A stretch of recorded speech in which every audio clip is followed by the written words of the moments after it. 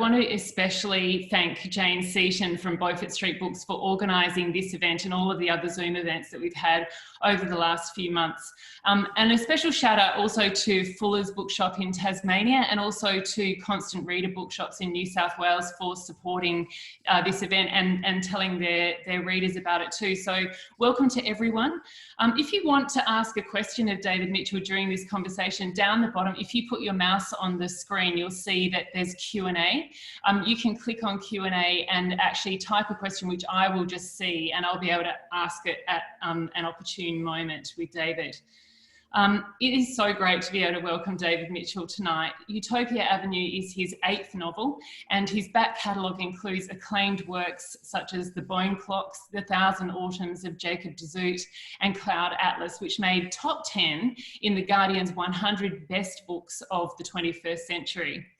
Avid readers of David's work will know he leaves special gifts for them in each novel, and Utopia Avenue is no exception to that.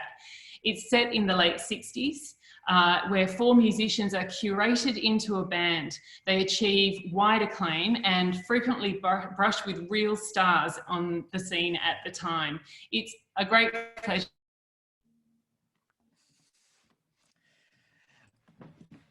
Well, thank you very much indeed, Mary. You've slightly glitched, just as you said, it's a great pleasure. So, yes, you can hear me again now. Yay. Yes, you can assume that I said it's a great pleasure to be with you. I was assuming, but as a friend says, when you assume, you make an ass of you and me. We are going to get to that at some point in this conversation, I think. I wanted to tell you, this is just apropos of nothing in particular. The last person that I interviewed face-to-face was Margaret Atwood, just before we went into lockdown. And I was so excited to hear the other day that you are the second, and she was the first person to be part of the Norway's Future Library project. And I was curious, just in the context of hope, really. That seems like a very hopeful project in our kind of double-headed existential crisis that we're going through at the moment. And I wanted to know what your reflections were on participating in that project. In a sense, the answer is right there in your lead-in, Mary.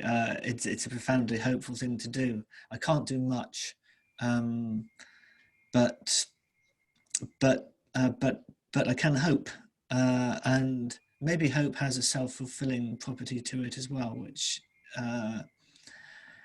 explains why it's worth doing, why it's worth nurturing, and why it might be stronger and more effective than it looks. So super quickly, for those people who aren't aware, hello, by the way, all of you across Australia. It's really nice to be here. The Future Library project was conceived by a Scottish artist called Katie Patterson. The idea is you plant 1,000 Norwegian spruce trees in a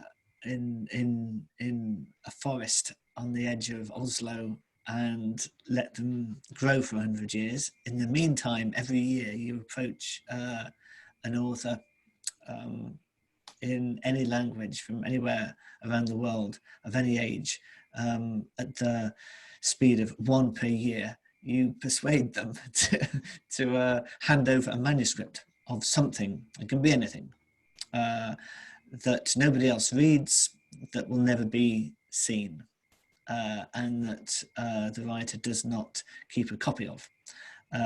You hand it over at a special ceremony at the forest, which is now, of course, they were just 2-year-old saplings when I was there, but they're up to waist height, shoulder height already.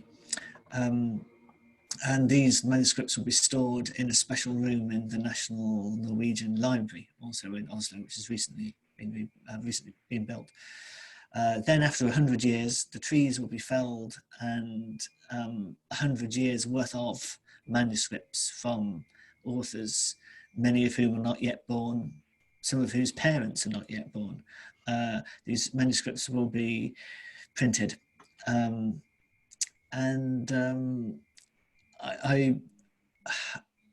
was approached and thought, come on, nah, really? How's this going to work? But then I saw that Margaret Atwood had already said yes. So I thought, oh, okay. if Margaret says yes, then it's good enough for me. That's fine. Yeah, I don't have to think about it anymore. So yeah, it would have been its 5th year, I think, this year.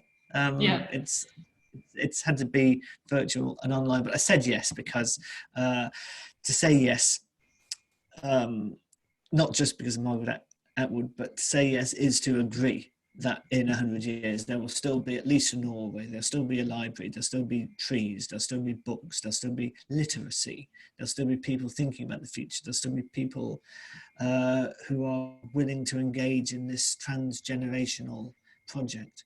And just by saying yes, it felt as if I was making all of the above fractionally more likely, fractionally less unlikely. So that was my logic. Well, I think it's a beautiful thing to be a part of. I already have a question for you from Jeff. Hey! Yeah. Hello, Jeff. So Jeff says, and I'm sure we'll get to this later on in the conversation, but does David believe in reincarnation? It's a theme that seems to run through many of his novels, in particular Cloud Atlas, where the protagonists appear many times throughout the novel in different times and ages. This is also reflected in the movie with the actors portraying up to 6 different characters. Thanks, Jeff. All I know is that I don't know. It's rather an elegant belief, this idea that we come around again and again and again. Another certainty is more people alive today and probably always have believed in some form of it than don't. I think, however, maybe its value is not in whether I'm not being evasive, I simply don't know, but it's still valuable even if it isn't real. It's valuable as a metaphor.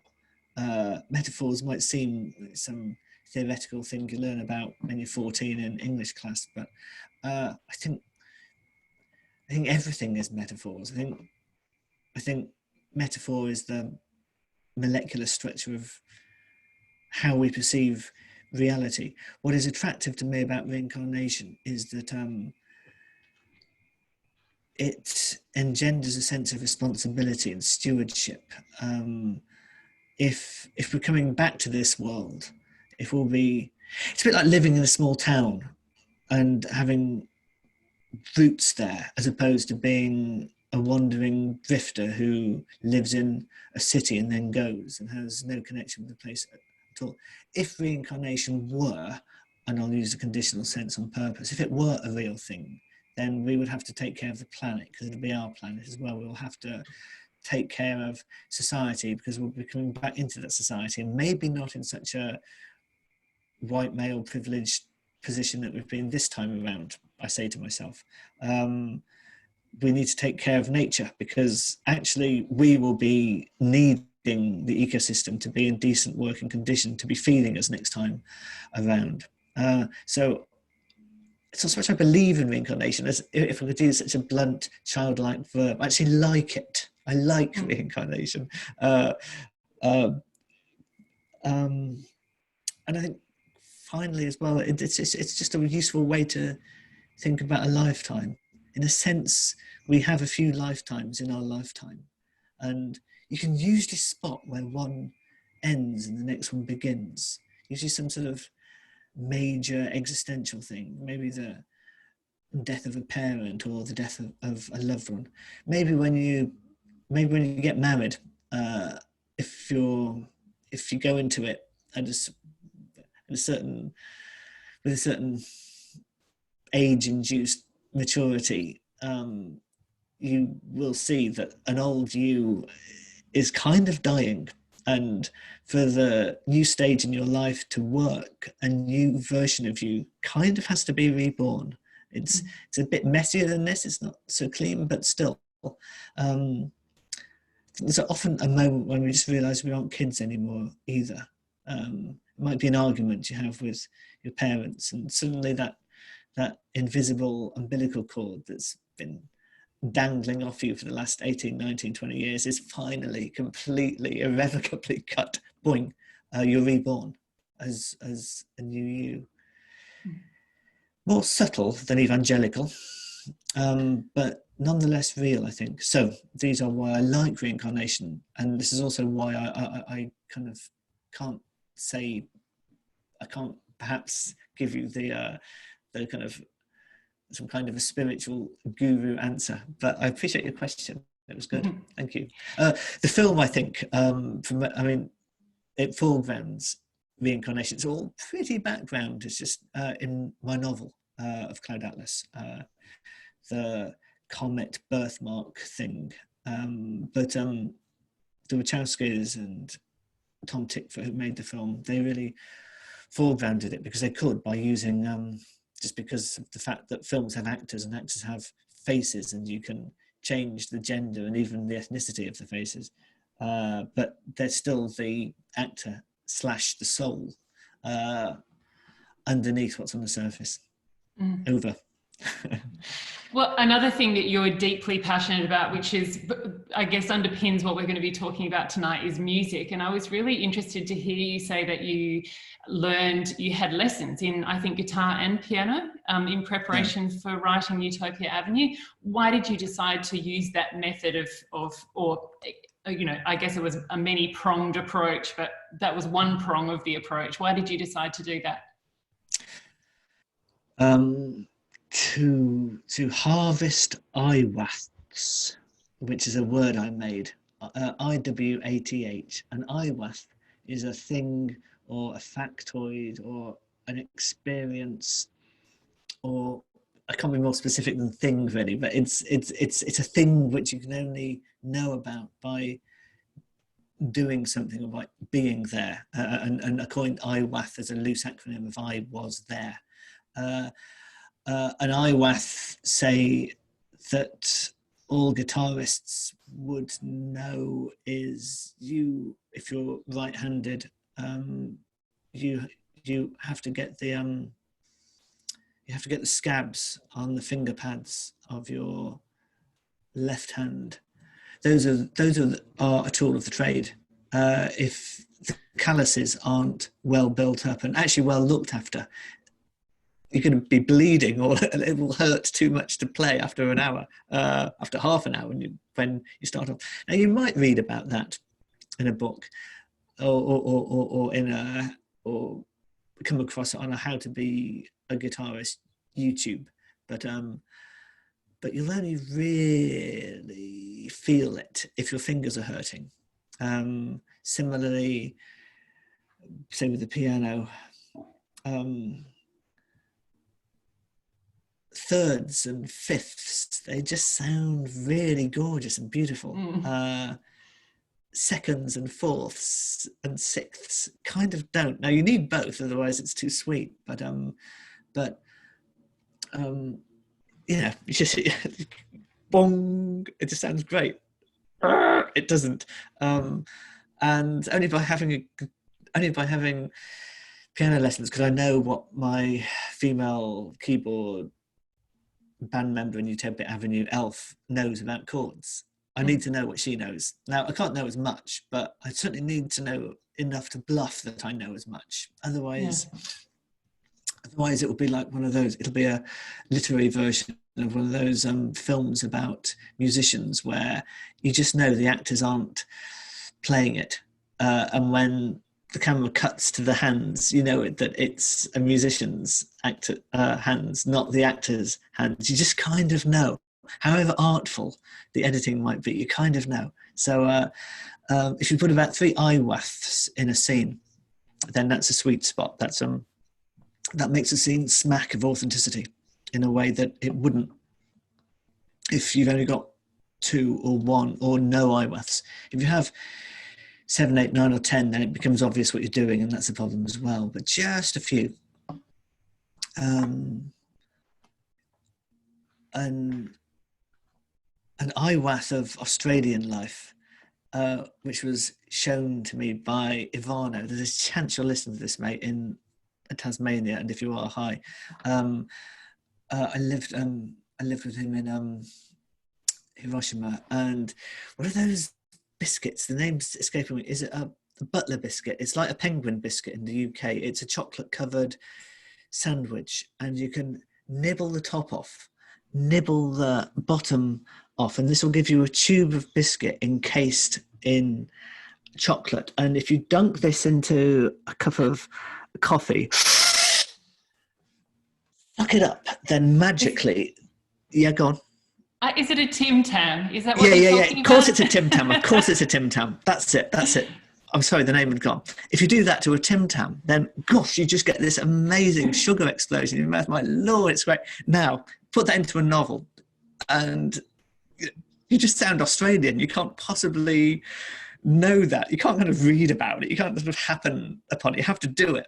And so that's an Australian life IWAF. Just an example of what I mean. So I took the music lessons to harvest musical IWAFs. Over. I want to dig a bit deeper into your passion for music, because I was so fascinated by the conversation that you had recently with David Byrne, the genius behind Talking Heads. And I mean, it was very much an equal kind of conversation where you were exploring him as a musician and he was exploring you as a writer. But I could see the depth of your respect and almost, I sensed it almost a wistfulness from you about what his life was like as a creative, as opposed to what yours is, because of audience exposure and various different things. But that I sensed your awe of him as a musician. Yeah, for sure. A certain awe, certain respect for all musicians. It's a special thing they do, and it's one of the egregious negatives of the internet age, that it's so hard for them to earn a living now, that the digital revolution has made music as cheap as water. So a respect of musicians in general, or in particular, and you were being very diplomatic and tactful just then, but no, if I'm interviewing David Byrne, then as far as I'm concerned, I am the Hobbit and he is Gandalf, and that's fine by me, and I'm lucky to have the opportunity, and I don't want to talk about Hobbit stuff, I want to talk about Gandalf stuff, so but yeah, where to start? I mean, it's online, so rather than trying to paraphrase the whole thing, I guess I just refer people to that, but what they generally, and he in particular, does is this really special thing, making songs, words and music, matter and antimatter. Music is in some ways the opposite of words. It's molecules moving through the air that generates endocrinological effects in our brain and bodies. It makes the hair stand up. It makes us shiver with, oh my God, that bit's so good. It's just that, oh my God, that bit's so good. It's just sound waves doing that. How come? Yeah. What a mystery. And kind of real magicians, real wizards, kind of, let's assume magic exists. I mean, they might not understand the workings of the electricity either, but they are its circuitry in the human world, and they deserve a bit of respect for that. I was listening to an interview earlier this week with an American electronic artist called Caitlin Aurelia Smith, and she's a very gifted musician, and she described it as, I get to sculpt electricity and make it into music. Oh, that's a good line. That's a good line. I might have to borrow that at some point. You might. You will. I wanted to ask you, before we move into the specifics of Utopia Avenue, there's this line that Jasper, who's one of the band members, for people who haven't read Utopia Avenue yet, and after giving this mind-blowing virtuosic performance, he says, in 50 years or 500 or 5,000, music will still do to people what it does to us now. And to me, that was very much that, having just watched you interviewing or talking to David Byrne, I felt like that encapsulated like how much, like the power of your love for music was just in there for me. We all have a relationship with music. I'm not unusual at all. and love is often the right word for that relationship. It also fascinates me. It's probably our first art form. We probably hear it in our parents, in our mothers' wombs.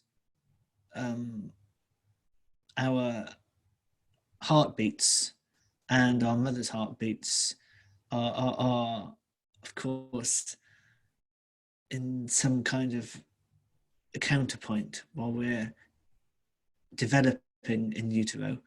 And I think even after we're born, it's the first art form to really possess us, even if it's the wheels on the bus go round and round. It gets into your head, and my own kids have, I'm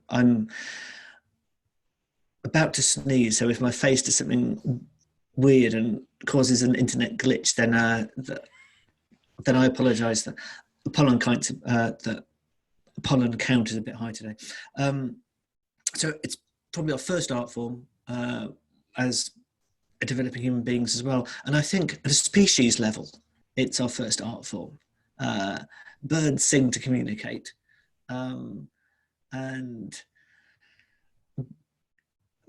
back in the Neolithic, back in the, even pre then, my knowledge of prehistoric lexicon is not that great, so I apologise for the vagueness again, but at the sort of first part of 2001 A Space Odyssey, that kind of stage, when we're somewhere between simians and sapiens, even then, this is a safe bet because there's no way to know, but I bet we were doing music before we were doing the cave paintings. It would have been simple percussive music, maybe even speech evolved from it, but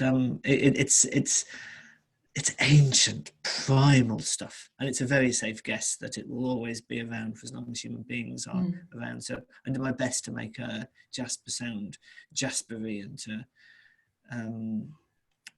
he has the vocabulary to say that thought as elegantly as I can or could, but it's actually quite a safe prediction.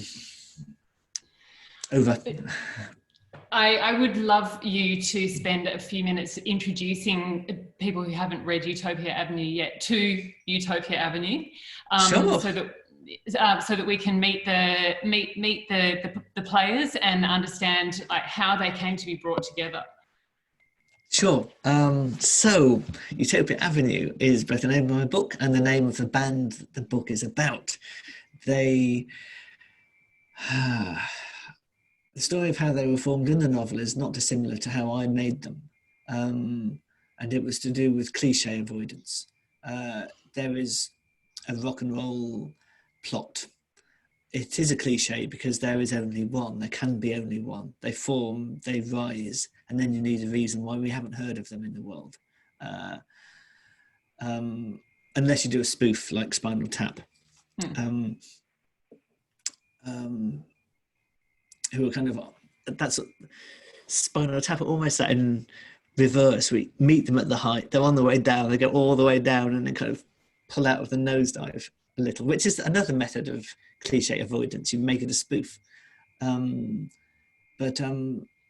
I took most of the bands that I've been reading about during my sort of, well, I could grandly call it my research, but really I've been reading books forever about bands and music. I've been watching YouTube documentaries forever about them. I partly wrote the book just to legitimize my diversion activity, so I can call it research.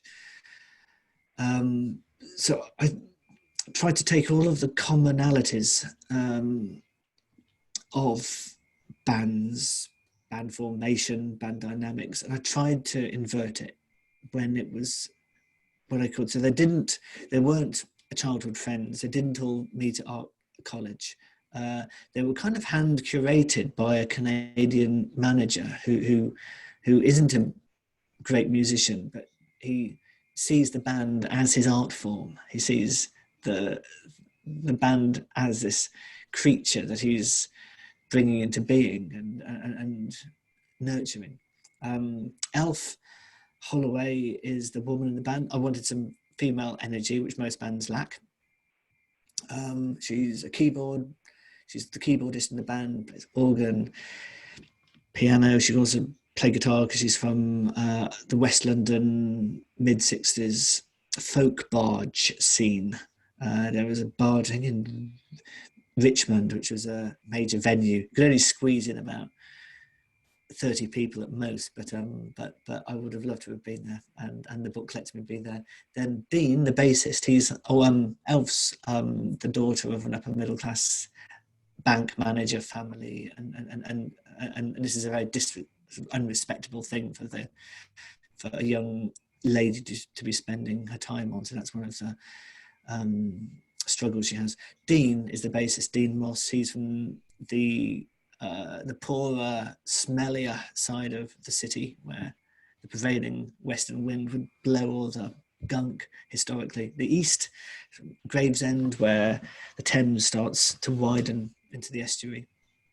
And he's from a pub rock R&B background, something of a checkered family life, and he needs the band to work because he just, like the young David Bowie, he just cannot live the life that his socio-economic circumstances predestined him to live. He just cannot do it. It will kill him if he has to live the same life as his dad and his brother. So music is his way out. It is ladder out of there. Jasper is also from a different place on the socio-economic scale. He's from an Anglo-Dutch semi-aristo family. He's the descendant of a character from one of my previous books, Thousand Autumns of Jacob de Zoët. He's called Jasper de Zoët. He is, however, illegitimate, which in that milieu mattered a lot more than it might have done to Dean, say, or certainly than it does now, when the word is kind of a quaint throwback and anachronism. And that leaves Griff, the drummer.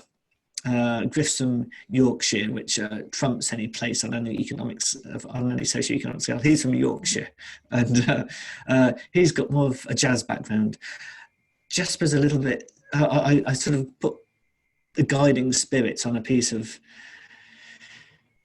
paper above my computer when I was writing it to represent Elf, and it's also somewhat what they look like. To represent Elf, I had Sandy Denny from Fairport Convention, and their musical styles are not dissimilar as well. Griff was Ginger Baker from Cream. Dean was a handsome young Steve Marriott from Small Faces, the HQ Park guy. And Jasper, well, he's Bowie with a flash of Hendrix, with some Nick Drake membrane thin sensitivity. He has Nick Drake's nervous system, with some Syd Barrett-y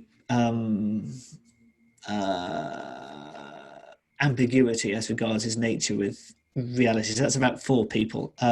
So I just found some random redhead model dude and had him in his quarter of my little display there, which I wish I had, because then I could show you and that would be really satisfying, but I wasn't organised enough, sorry.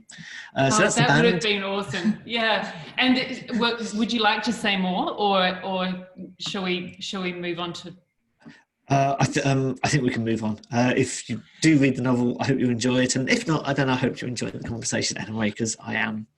Well, I think I can't remember with Griff and with Dean whether they meet the characters that they inspired them, but I know I remember Elf has a little brush with Sandy Denny at one point. Yeah, and Jasper has quite a conversation with David Bowie, or a younger, less confident Bowie, probably. And so I was going to ask you a little bit about how, because even on page 1, where we meet Dean kind of running into this life-changing experience right from the opening scene of the book, the first person we see from the real life music scene is also on page 1, because he runs past Rick Wakeman on the way. And I mean, there are so many. I wished when I had got through the book that I had started to write a list of all the people that you had included who were, the real life people of the late 60s scene, because there were so many of them. And I imagine that you had to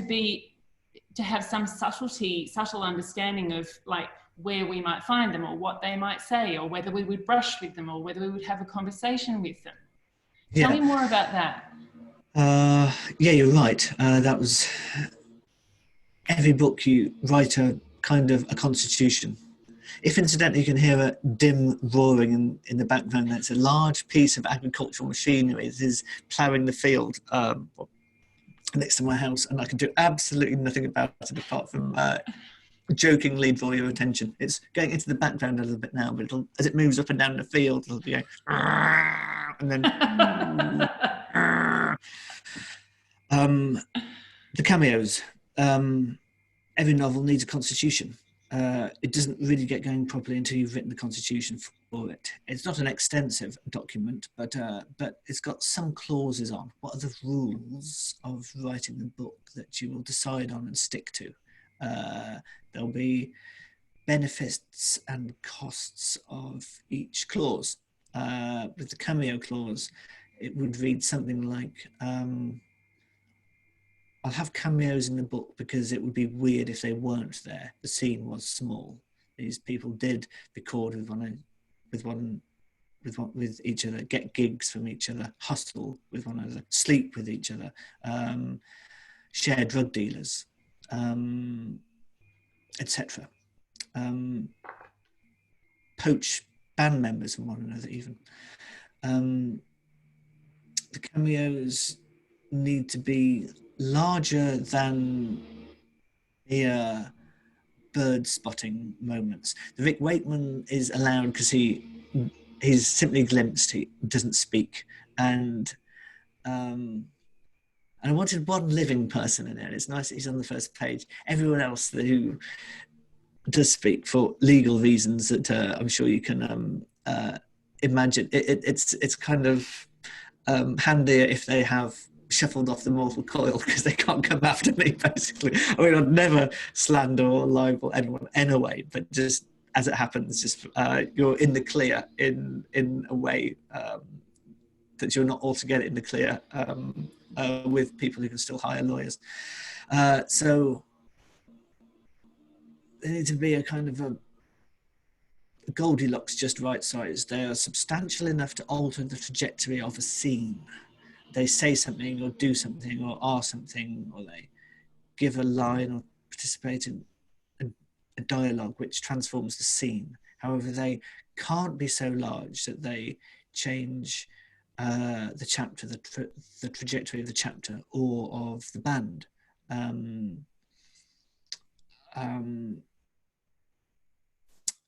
And certainly I can't go rewriting real people's lives or getting into alternative biography. There are books that do that, and they can be successful books, artistically and otherwise. However, with Utopia Avenue, that was the clause. Each cameo has to be, it can't be too small and it can't be too hefty either. So generally they're around for a couple of pages, and they engage with my real characters. They lend the novel some authenticity, I think. They contribute to the illusion that Utopia were a real band, Utopia Avenue were a real band, and you can still, and if you're at the right place at the right time in the 60s at nightclubs, you could have run into them too. So that's my constitutional clause as regards to cameos. It was funny that in the scene where Jasper is in conversation with Bowie on the stairs of the of the agent or their Record managers, company, yeah. the record company, yeah. And I had this funny moment of going, oh, David Bowie knew Utopia Avenue. Like, he knew Jasper's work, and he also knew Elf. And I had this moment of going, oh, Bowie knew who they were. And that was how drawn into the story I was, that Utopia Avenue were real too for me. So yeah, that was, it was, and interesting actually that you should talk about how Rick Wakeman was the only living character, because recently I had a conversation with Polly Sampson, who wrote the book, Theatre for Dreamers, and she made a comment about the fact that it was a terrible thing to say, she felt, but that it was a relief when Leonard Cohen died, because then she was able to, she had a little bit more kind of flexibility with writing his character, because he makes an appearance, he makes a cameo in Utopia Avenue too. Yeah. It is a terrible thing to say, and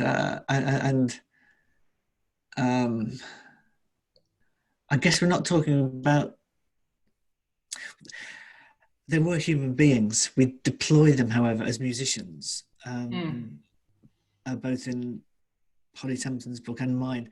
Yes, they're human beings too, but they're there because of their music. And I hope this doesn't sound too schmaltzy, but the music is actually literally immortal. The music can't die, and in the case of Leonard Cohen's best 10, 20 songs, even the slightest of which is stronger than most people's strongest ever song they write in their lives, but I think those will always be around. So sure, you have more latitude if the human being that created those songs has died, for our somewhat ghoulish novelistic purposes. But I think I would give as a sort of I would judge as not guilty in the court of novelistic ethics. I'd judge as not guilty of ghoulishness because of the clear respect for the music, whatever they were like as human beings. I mean, I've seen the documentary, and a fascinating man. Would I have liked to have been married to him? I'm not really sure. But it's often the case that the best of human beings are in their work. I mean, you can say this about most people, but unless they're out and out monsters, it doesn't impinge upon my enjoyment of the music too much if they were as flawed as I am. I've gotten off the point a bit, but yes, as it happens, over the last 3 or 4 years, some major figures have died and have passed away, and this, I'm sure for Polly as well, it gave us a certain elasticity in terms of our dramatis personae. I want to ask you about, as I alluded to in the introduction, about the references that are there for your avid readers. And so I've been sitting on Antoinette's question. Yay! Antoinette's question is, you've got it there too. All right. Yeah. Will Marinus be back? Yes, Antoinette. Yes.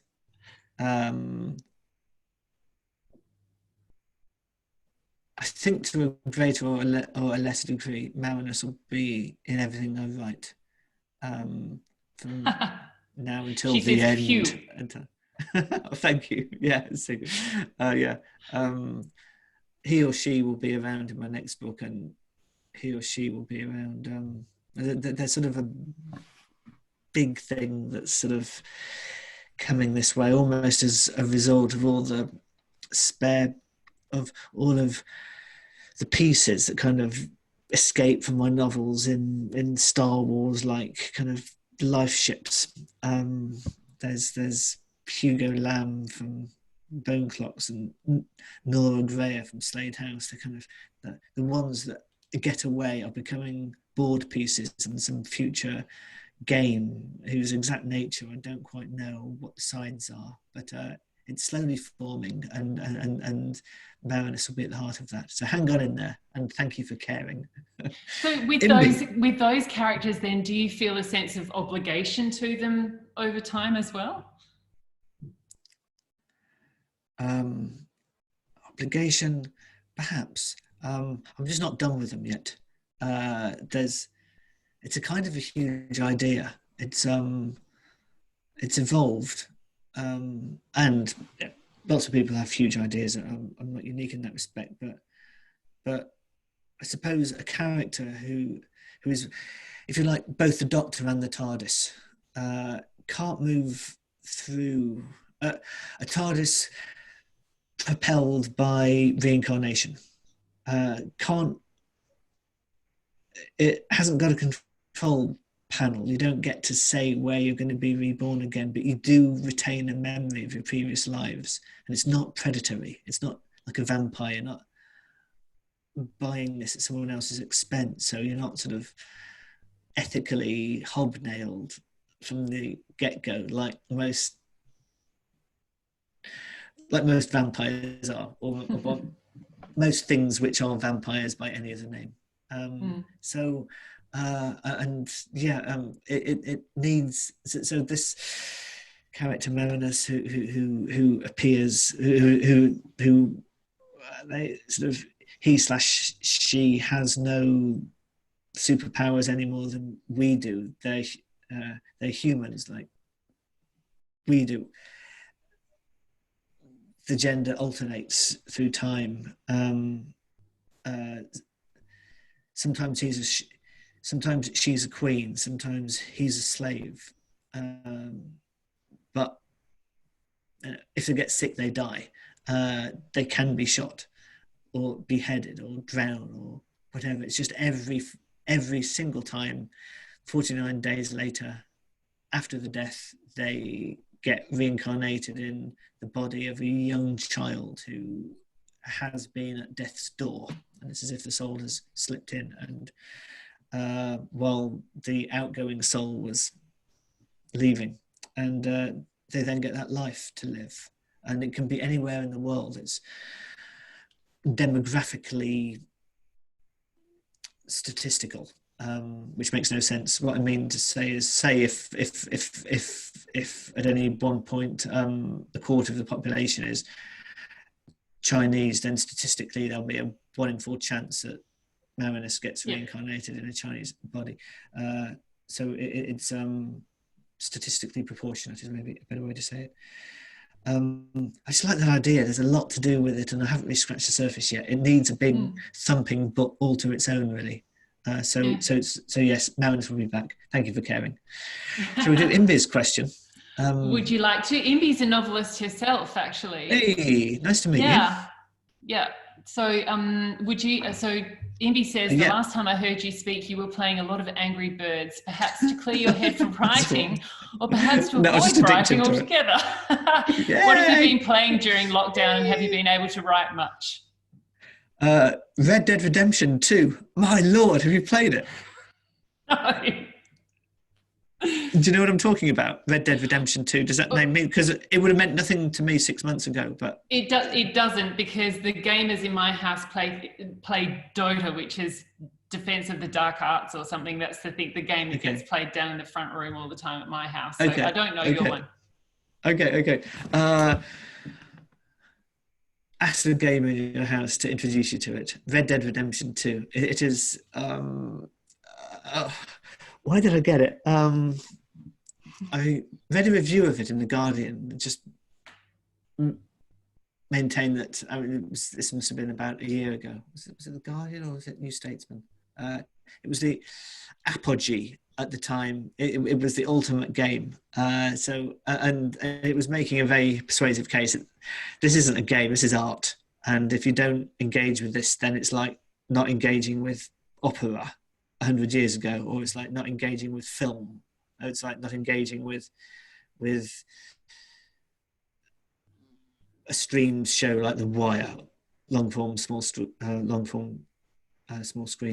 We need a better name for that, but the TV show.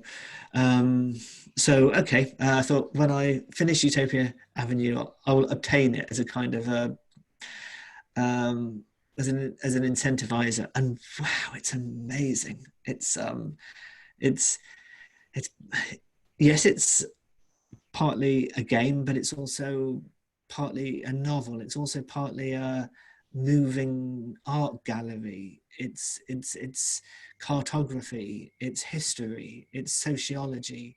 It's economics.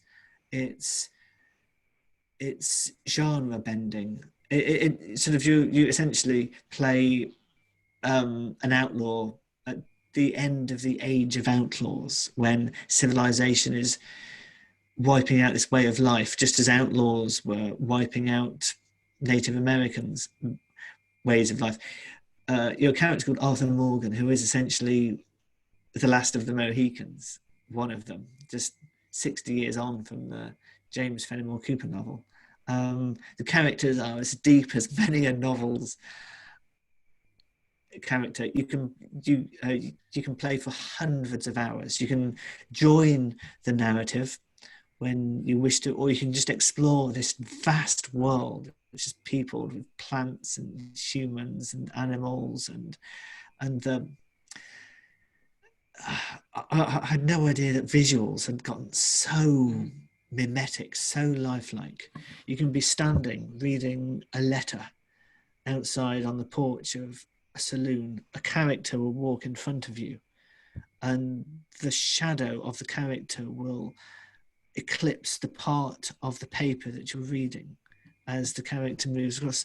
It calculates the angle of the sun. It takes into account the weather. It's that lifelike. That Umberto Eco had a book of essays called Adventures in Hyperrealism. And this is a pretty good word for it. It's hyperreal. It's not reality, of course. You're looking at a screen with a pair of these on, maybe. But it's something else. But if like me, you think that games are essentially as they were when you last had a home computer, or last went into an arcade and put in your coin, and no, it's as different to that as film is from 16th century drama. Film doesn't make 16th century drama obsolete, but the tech gap is that wide. So I would. It's my first toe in the it's my first dipped toe into that world, and yeah. You have to limit yourself to one night a week, otherwise. I was just going to say, have you had to curb your enthusiasm? Well, I kind of use my wife's covert disapproval of this as a kind of a censor. She kind of appreciates that it's nice. It's a nice activity for me and my daughter to do together, and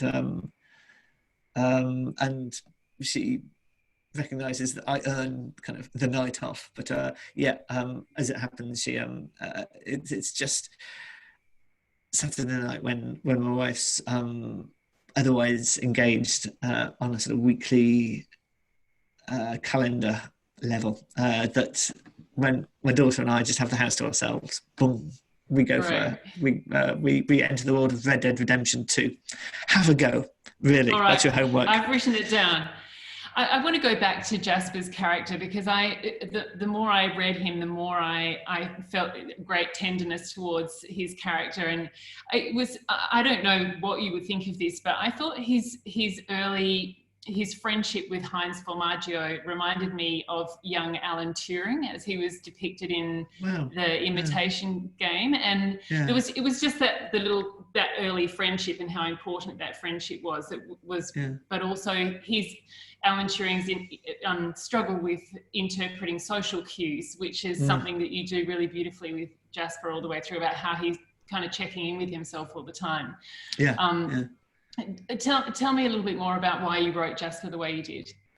Well, yes, Asperger's wasn't a widely diagnosed condition then. People were just a bit weird and odd. or very weird and odd. But yes, were Jasper in the 2020s instead of in the 1960s, he would get a diagnosis in no time at all. My son's autistic, so these things are a part of my life. They're there. It's a little frustrating the way, I'm sure every woman feels this, kind of just the way that you can be portrayed by another group. In other words, female characters by male writers.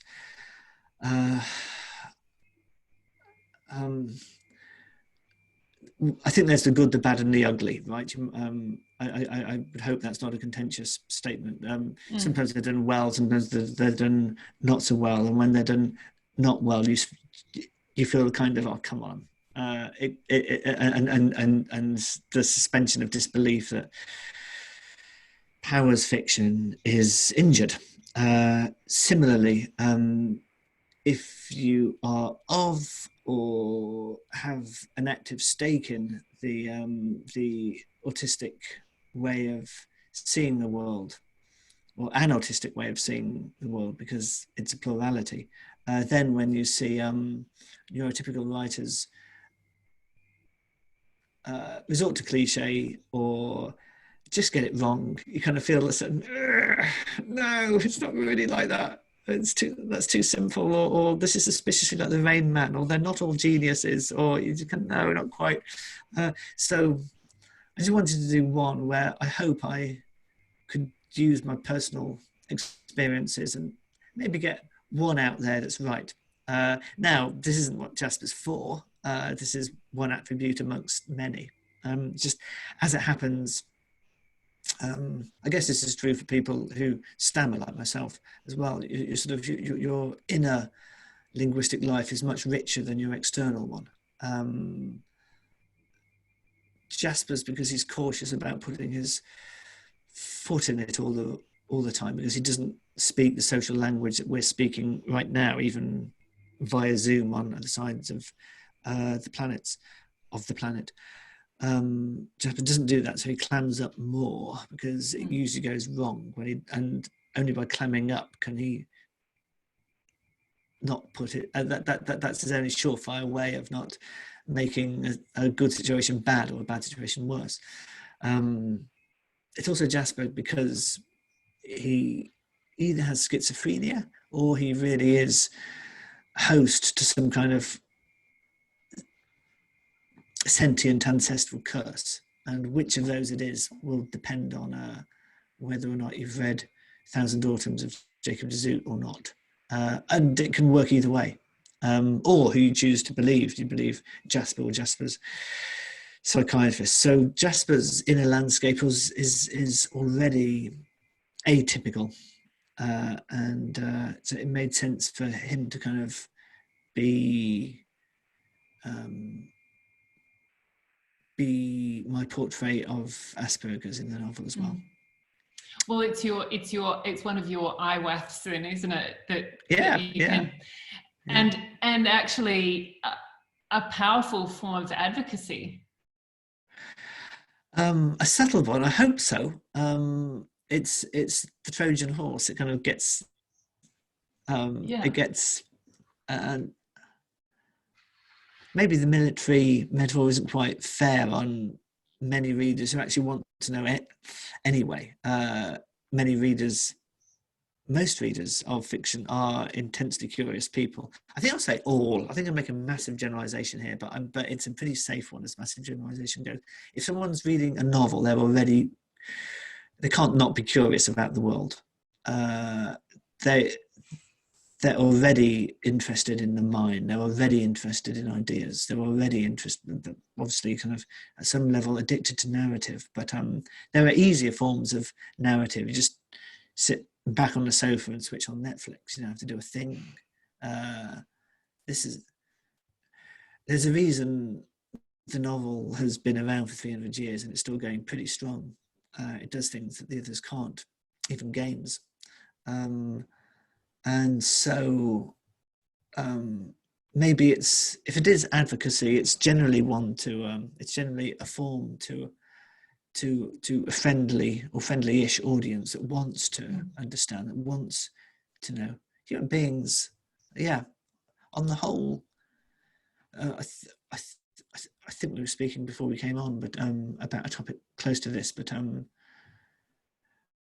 many of the difficulties of living with autism come about not through autism, not because of autism, but because of our lot's ignorance about autism, us neurotypical lot. There's so much we don't get that we inadvertently, almost always accidentally, as a result of ignorance, make life worse, make life harder for autistic people.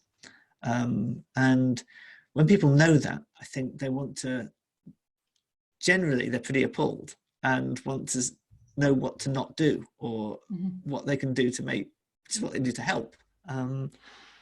Maybe there's been something of a resurgence in this, thanks to the pandemic, in some sort of strange, a curse can also turn out to be a kind of a blessing, depending on the angle of perspective. Not, of course, to lessen its the tragedies that it brings about too, and the pain and the hurt, and the damage. However, if it has engendered a more communitarian spirit amongst the places it's impacted upon, which is pretty much everywhere, then it won't all have, and if that spirit can continue into the post-COVID future, then it won't all have been for nothing. I've strayed massively off topic there, sorry. But, oh no, you haven't, because I was asking about Jasper, so you haven't strayed off topic at all. I noticed also in the acknowledgements that you acknowledged Evelyn Glennie, the Scottish percussionist. Yeah. I was really curious to know how you consulted her for Utopia Avenue, if in fact that's what happened. Kind of, just informally. I'm lucky. I get various offers from festivals and institutions and other bodies. I can't say yes to all of them. I've got a pretty quiet life, and I live a long way off London or Dublin. And if the machine has got noisy again, I apologise. It's really loud. It's fine here. Okay, great. The ones I say yes to are generally ones that I can learn from, and especially learn from for the benefit of. Well, it's about IWAFs. If I sense IWAFs, then I'm much likelier to gratefully accept the offer or the invitation, as opposed to have to turn it down. And a couple of years ago, the Edinburgh Book Festival asked if I would like to curate a mini series of events and essentially interview people I wanted to interview. I was thinking about this book then and working on Utopia Avenue, so I thought that could be a great way to meet musicians and just to hopefully get into conversations that they would find interesting and would be illuminating for myself and for an audience. Evan Glennie graciously said yes to speaking with me. A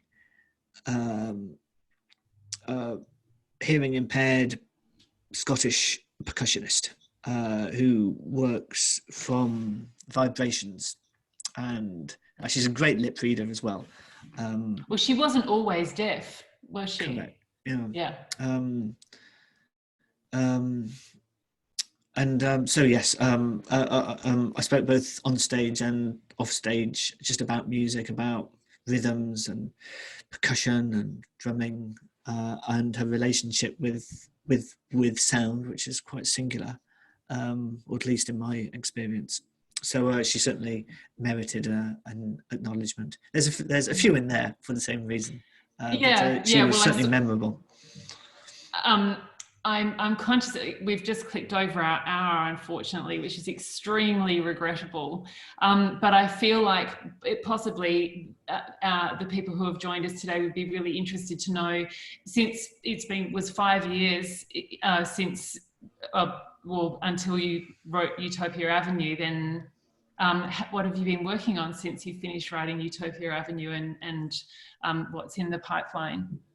I wrote right up to the wire, as my poor, stressed editor would attest. I was still rewriting it as late as February, when I just said, "Look, just stop it! You're making it worse." So fine. I kind of had to let it go at that stage. Although my Russian translators found a few things that need to be addressed, so you're never quite out of the woods. They have very hazy finishing zones rather than finishing lines. Didn't do books and novels. The longer, the hazier, I think. So actually, I haven't had a lot of time. Then the pandemic hit. Then straight into this brand new, then bizarre, now already normal thing called the virtual book tour. So straight into that. I've done a short story. I've got a few short stories. Again, it's things I've said yes because I think it's an opportunity to study something or look at something. But I've got about 8 from the last 20 years I'd like to give a permanent home to, and I'd like to sort of join. I'd like to add a few more, maybe 10 more, just as a home for things that I want to have a home. And there'll be standalone short stories, but I suspect me being me, they'll also reverberate and bounce off one another and maybe have characters in common. So there's that. I've been working on Sense8, Yes. Netflix TV show, which Lana Wachowski, one of the directors of Cloud Atlas, and a friend very kindly brought me on board for season 2 for. The 4th Matrix film, I was involved in the writing team for that. And again, that's Iwath's, what do screenwriters know about narrative that novelists don't? And can I kind of immerse myself in that world and maybe bring back ideas from it? Almost like a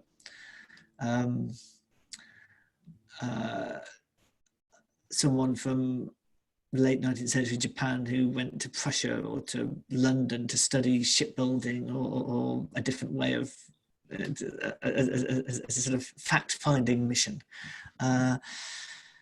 So I've been doing that.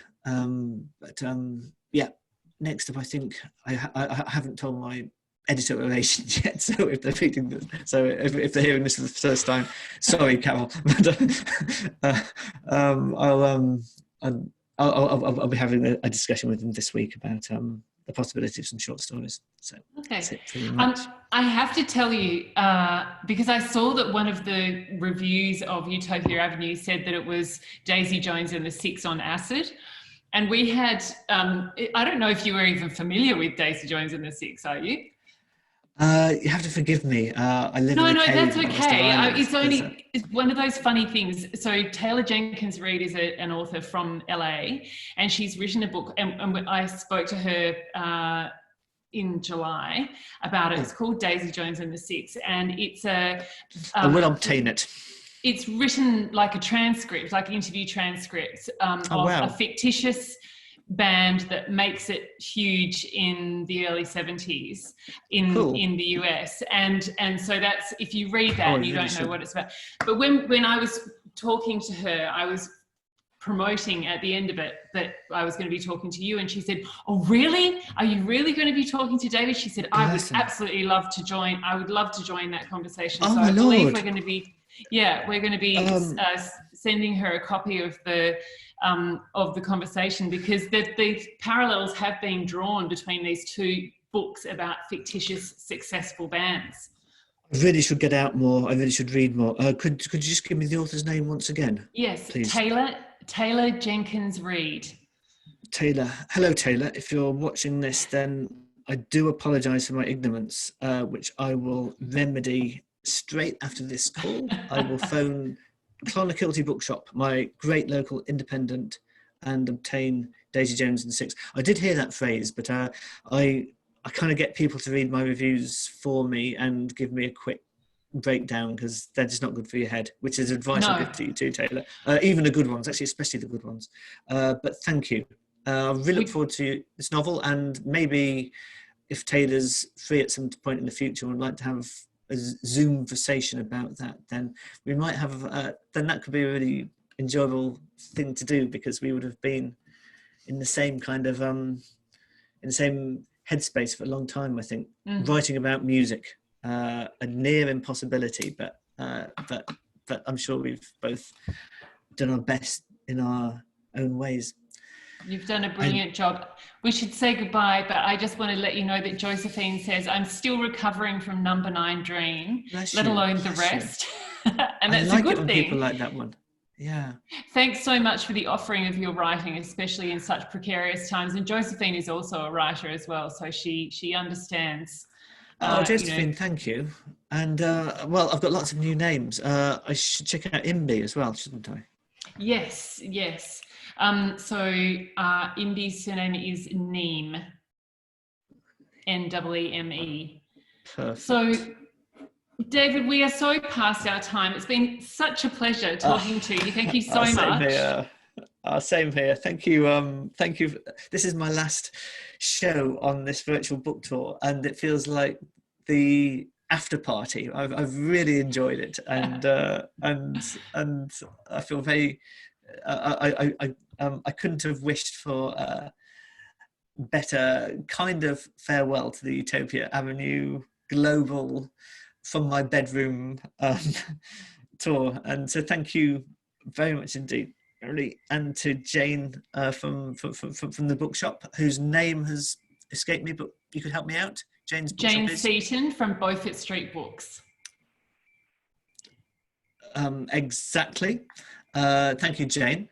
And the 2 other partner bookstores you mentioned at the beginning. Oh yes. So let me find my piece of paper. So Fuller's Bookshop in Tasmania. That's where my friend Ivana lives, so he might be watching from that. But and the Constant Reader bookshops in New South Wales. The Constant Reader, that was it. Great. Well, it's been a joy. Thank you so much. Yeah. And thank you until very next much. time, I hope.